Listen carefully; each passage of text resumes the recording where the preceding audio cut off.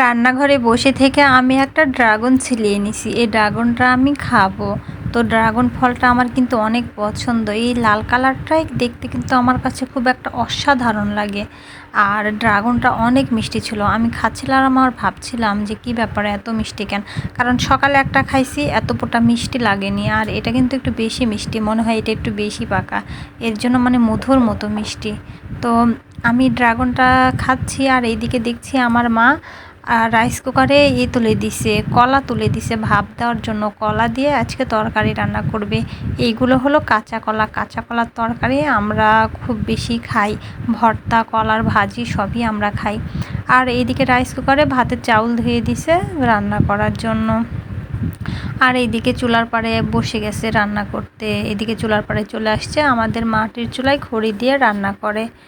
তো এই যে সব কিছু রেডি করে রাখা আছে, এখানে পেঁয়াজ কেটে রাখা আছে। তারপর এই যে কড়াইতে এখন পেঁয়াজ দিবে, মাছ ভাজবে, তেল দিবে, সব মশলা দিবে, সব কিছু জোগাড় করে নিচ্ছে। চুলাটাও ধরিয়ে দিছে। এই যে এখন চুলার উপরে সুন্দরভাবে চুলাতে কড়াইতে তেল দিয়ে দিছে। এখন সুন্দর করে এক পিস করে মাছ দিয়ে দিবে। আর এই মাছগুলো সুন্দর করে ভাজা হলে কলা দিয়ে ঝোল করবে। কলা দিয়ে মাছ ঝোল তরকারি তোমরা কে কে খাও সবাই কিন্তু একটু কমেন্টে জানাবে বন্ধুরা। দেখো একটা করে 5 পিস মাছ দিয়ে দিছে আর বাকি মাছগুলো রেখে দিছে। এগুলো পরে আবার ভাজবে। একসাথে বেশি মাছ ভাজতে গেলে সেটা কড়াইতেও লেগে যায়, আবার অনেকগুলো হয়ে সেটা ভেঙে যায়, এর জন্য ভালো হয় না। আর এখানে দেখো ভাজা হয়ে গেছে আর কিছুটা আছে চুলার উপরে। এটা হলেই কিন্তু মাছ ভাজা একদম কমপ্লিট হয়ে যাবে। আর এইদিকে দেখতেই তো পাচ্ছ মিষ্টি কুমড়া, ওই তো কলা ভাপ দিয়ে রাখছে। এগুলো সব কিছু ঝাঁকা ডালি আর কি একদম হাট বাজারের মতো বসে গেছে। মা পেঁয়াজ কুটে নিচ্ছে। আর এইদিকে আমি এখন কি করব সেটা তোমাদেরকে দেখাবো। মায়ের কাজের সাথে সাথে আমিও কিন্তু মাকে হেল্প করি। দেখো এইদিকে আমি আবার মিষ্টি কুমড়া করতে বসে গেছি। মিষ্টি কুমড়ার চচ্চড়ি খাবো, তার জন্য আমার মিষ্টি কুমড়ার চচ্চড়ি বলো ঘাঁটি বলো সবটাই কিন্তু খাই। মিষ্টি কুমড়া কিন্তু গরুর মাংস দিয়ে, মুরগির মাংস দিয়ে রান্না করলে সেই ভালো লাগে। আমি কিন্তু মাংস দিয়েও মিষ্টি কুমড়া পছন্দ করি। মাঝে মধ্যে একটু সর্দি সেলেসার কারণে খাওয়া হয় না, আমার একটু সর্দি বেশি, এর জন্য। তো আজকে এই মিষ্টি কুমড়া দিয়ে কি করব, আজকে মিষ্টি কুমড়া দিয়ে তোমার মিষ্টি কুমড়ার মধ্যে মাছ দিয়ে সুন্দরভাবে ভাঙা করে চচ্চড়ি রান্না করব। তো মিষ্টি কুমড়াটা কয়েকদিন হলো বাজার থেকে নিয়ে আসছে, ফ্রিজে রাখা ছিল, এর জন্য একটু কেমন জানি শক্ত লাগছে। তো মাকে আমি নিষেধ করি যে মিষ্টি কুমড়া এগুলো ফ্রিজে রাখতে হয় না, এগুলো ফ্রিজে রাখো না, এগুলো ফ্রিজে রাখলে অনেকটা শক্ত হয়ে যায়। তারপরেও শুনে না, রেখে দিছে। তো আমি এই মিষ্টি কুমড়াগুলো এখন কুটে মাকে দিব আর মা এই মিষ্টি কুমড়াও রান্না করবে। তো গ্রামীণ জীবনে আমার গ্রামীণ রান্নাবান্নাই তোমাদের সাথে আমি শেয়ার করি। আমি তো ভাই গরিব মানুষ, কোথাও ঘুরতে যেতে পারি না বা ঘুরতে যাওয়ার মতো সামর্থ্য আমার নাই। আমার এরকম সামর্থ্য নাই যে আমি প্রতিদিন নিত্য নতুন জায়গায় ঘুরতে যাব, সেখানে ভালো মন্দ খাবো বা ভালো মন্দ ভিডিও তোমাদের সামনে করে দিব, ভালো পোশাক পরে যাব, এরকম সামর্থ্য আমার নাই। আমি খুব গরিব ঘরের মেয়ে। সেটা তোমরা আমার পরিবেশটা দেখলেই বুঝতে পারো যে আসলে আমি কেমন ঘরের মেয়ে।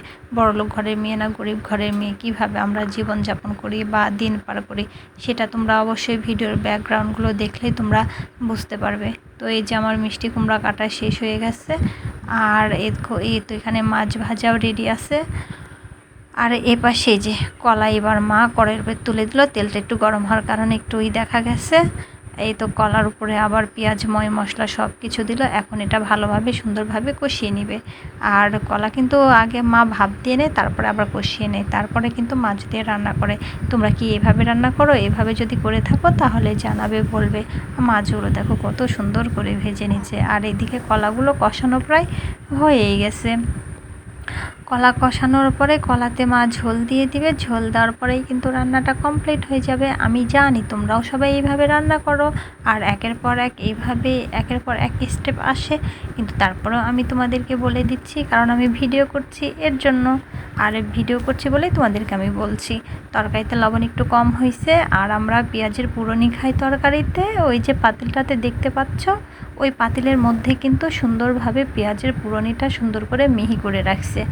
এখন এই মাছের তরকারিটা, মাছের ঝোলটা রান্না হয়ে গেছে। এটা মানে এখন সুন্দরভাবে এর মধ্যে কিন্তু ঢেলে দেবে, তাহলেই কিন্তু আমাদের তরকারি রান্না শেষ। এই দেখো কড়াই ভর্তি তরকারি পাতিলের মধ্যে কিন্তু ঢেলে দিল।